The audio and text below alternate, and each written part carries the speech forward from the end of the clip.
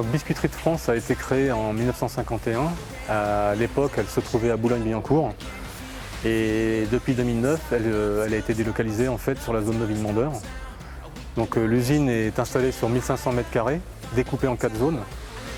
La première, c'est le local où on se trouve, à savoir réception et entreposage matières premières.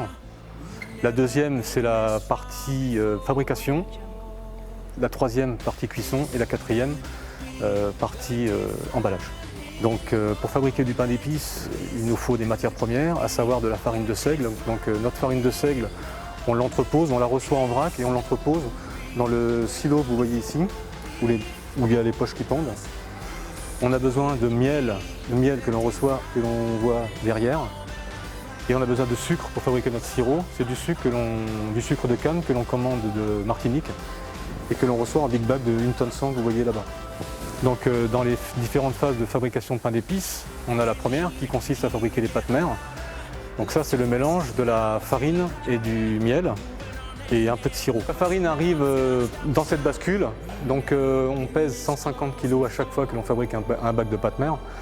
Et de l'autre côté, par rapport à ce que j'expliquais tout à l'heure, on a le sirop et le miel qui arrivent dans les tuyaux qui descendent par le gravité. Donc quand le mélange est bien homogène, le contenu du pétrin, on le verse dans un bac et que l'on va identifier avec une étiquette, avec le jour calendaire, qui servira aussi de numéro de lot pour le bac de pâtes mères. Donc le bac, une fois rempli, on dépose une feuille de film alimentaire dessus, macro-perforée, pour protéger un petit peu des projections extérieures. Et on vient le stocker dans ce local. Donc les bacs de pâtes que vous avez vus dans le local, on les laisse reposer en moyenne une vingtaine de jours. Le mélange terminé au bout de 45 minutes, on va verser la pâte dans cet appareil qui est une benne. Donc c'est une benne qui monte et qui descend le long du mât. Donc on va verser la quantité de pâte dans la benne. Donc une fois la pâte versée dans la grande trémie, on va la distribuer dans cette petite trémie qui va alimenter notre mouleuse en fait. C'est comme un laminoir.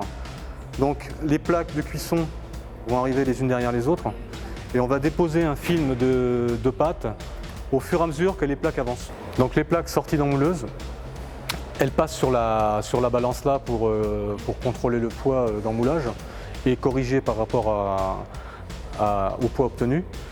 Et donc ensuite elles cheminent sur cet appareil qui est un vibreur. Donc là c'est pour répartir la pâte correctement sur toute la plaque. Les plaques qui arrivent en sortie de vibreur arrivent automatiquement sur la courbe. Elles arrivent sur l'élévateur là.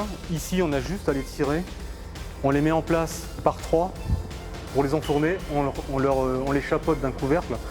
On fait ça pour limiter un peu la perte en eau, pour conserver un moelleux du pain d'épices.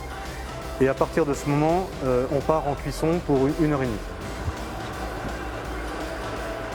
Donc les plaques sorties de cuisson, on va les stocker dans les chariots et les laisser reposer, les laisser refroidir toute une nuit. Et ensuite, on récupère nos chariots, on pose nos plaques ici, sur cette machine.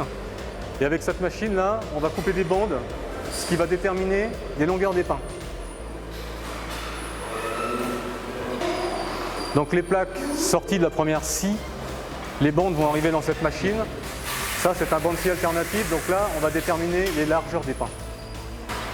Donc les pains, une fois à l'état de bloc, comme vous voyez là, sont mis dans cette machine. Là, c'est pour les trancher. Tous nos pains d'épices sont vendus tranchés.